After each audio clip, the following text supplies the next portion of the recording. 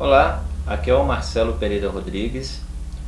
Hoje eu quero falar um pouco de literatura e, diferentemente do que geralmente eu faço ao falar tanto dos meus livros quanto do jornal no qual eu sou editor, hoje eu vou falar de literatura de um modo mais amplo.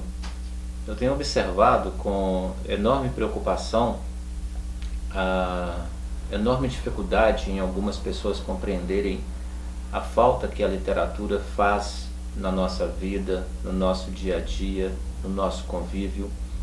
E fico mais preocupado com certos depoimentos que para mim é super engraçados, como por exemplo a pessoa anunciar aos quatro cantos, aos quatro ventos, a sua ignorância, com a seguinte frase: "Ah, eu não tenho paciência para ler. Ah, eu não gosto de ler."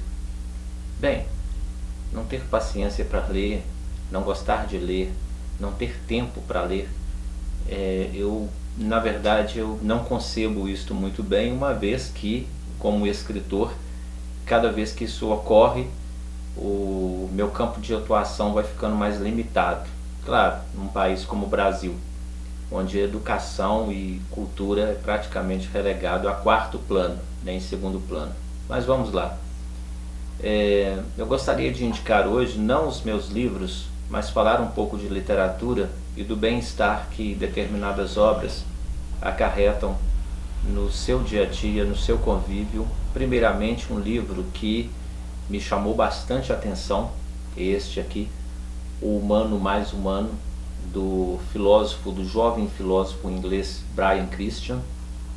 E tem uma passagem neste livro que inclusive eu citei no meu livro Perfume de Mulher, no meu último livro, onde o Brian Christian fala que estava zapeando pelas redes sociais e que começou a perceber dentro de si um vazio muito grande, até o momento em que desligou o seu computador e, de forma, enfim, experimental, retornou à sua biblioteca, onde de lá começou a folhear as marcações dos livros dos clássicos que ele havia feito.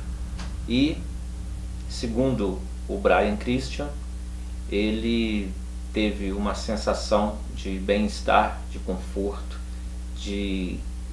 sem esse papo, tá, pessoal, de autoajuda, mas o livro realmente, ou a leitura que ele fez com que ele enunciasse o seguinte pensamento: não é conveniente trocarmos 3.000 anos de conhecimento por momentos fugazes de rede social.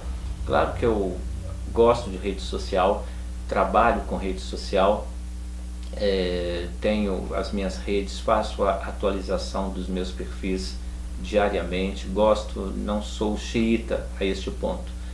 Só que eu me preocupo, num quadro geral, com apenas esta possibilidade de obtenção de conhecimento, que é um conhecimento fragmentado, é um conhecimento onde infelizmente não prima pela excelência, onde as pessoas, na sua maioria, não sabem escrever, não é? São verdadeiros assassinos da língua portuguesa. Esta nova modalidade onde não se usa mais o A, E, I, O, U, não é? Como diz a Lia Luft, o nosso próximo passo é pendurarmos nas árvores como macacos, já que a nossa comunicação está indo por água abaixo. Bem, e a minha emoção, eu vou contar uma experiência muito particular. Eu passei o carnaval de modo bastante enclausurado, não recomendo isso a ninguém, não é um modo muito sadio de se viver, mas eu estava precisando de um tempo igual eu tive o mês passado, o mês retrasado de férias, um mês sabático, para que eu pudesse estudar, ler, me aperfeiçoar. E eu tive a oportunidade de ler um livro fantástico, de um clássico que eu não havia lido ainda. E ao ler este livro, ao chegar às páginas 300, 350, começou a me dar uma tristeza, porque o livro estava acabando. E eu pensei, gente, como eu pude até hoje ter ficado sem ter lido este livro? E eu percebi o quão interessante foi, quão rico foi a leitura deste livro. A história é sobre uma jovem que se casa com um médico em busca de status, ou seja, de pertencer à sociedade, e é uma incapacitada na arte da satisfação. Então ela busca na leitura de romances e também com amantes a sua satisfação.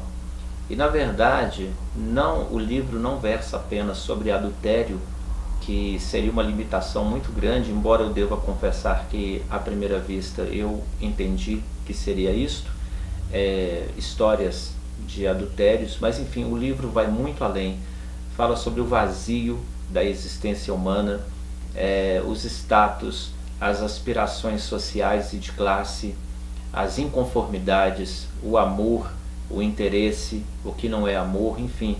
O livro é fantástico. Ele pertence ao século XIX na França.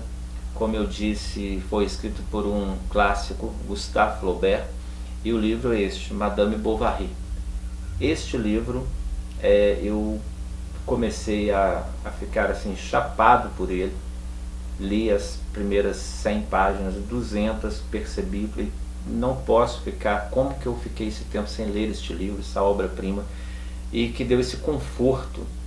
E na verdade eu sugiro, eu fico muito à vontade agora, que não é para indicar as minhas obras, eu fico muito à vontade, que como filósofo não é para indicar obras de filosofia, mas eu sugiro a vocês, eu me sinto uma pessoa bem realizada ou uma pessoa com entendimento amplo sobre as coisas, mas muito menos pela minha capacidade e muito mais por estes carinhas que estão aqui atrás.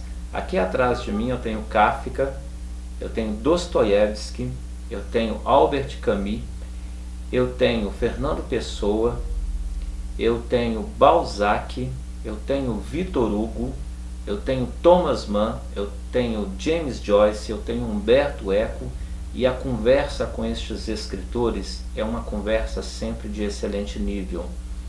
Nós precisamos nos cobrar, por uma questão mesmo cultural, que livro e cultura de modo geral não pode ser perfumaria. Tá? Nós precisamos, eu como escritor, o alimento do escritor é a leitura. E eu digo isso que eu tenho as minhas leituras obrigatórias de trabalho, mas eu tenho as minhas leituras satisfatórias, aquelas que eu realmente tenho conhecimento com uma obra, como foi este Madame Bovary, do Flaubert, e é algo que te acachapa, é algo que te dá um tapa na cara, e melhor, eu entendo que o clássico se torna clássico porque ele consegue falar com a nossa atualidade, ele consegue falar com o nosso dia a dia, ele consegue falar com o nosso cotidiano.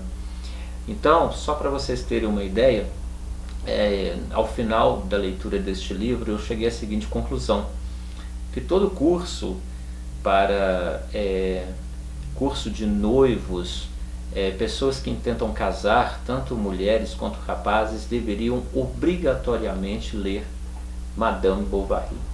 Eu hoje me sinto uma pessoa melhor informada e principalmente muito bem humorada através dos casos que o Flaubert conta, e eu digo para vocês que devemos tomar cuidado. É uma frase que eu ouvi na faculdade, eu sempre fui fã desta frase. Ela foi dita pela Glória Ribeiro, aliás, minto, pela Shirley Dow. A Glória é uma excelente professora também, mas esta frase foi dita pela minha professora de metodologia científica na UFSJ, a Shirley Dow, que ela nos falava o seguinte: muitos estão mergulhados na profundidade da superfície. Então o que eu vejo de redes sociais, de internet, ou dessa banalização da mediocridade, igual eu falo, não quero ser moralista, eu tenho vários contatos, vendo meu trabalho nas redes sociais, não sou adepto do primitivismo tecnológico, inclusive a gravação deste vídeo, né, tem estes instrumentos, mas eu faço uma conclamação para a leitura, eu faço uma ode à leitura. E hoje eu fico muito à vontade, eu não estou aqui falando do jornal que eu edito, eu não estou falando dos livros que eu publico, tá? Então eu quero dizer, falar e identificar-me com os meus leitores quando eles me mandam, né, impressões ou comentários assim: poxa, Marcelo, a satisfação que foi ler um livro seu. E eu digo para vocês o mesmo, a satisfação que é ler estes carinhas que aqui estão atrás, estes monstros sagrados do pensamento, da literatura, do comportamento. Então deixo a dica: aventurem-se pelo livro. Muito obrigado a todos.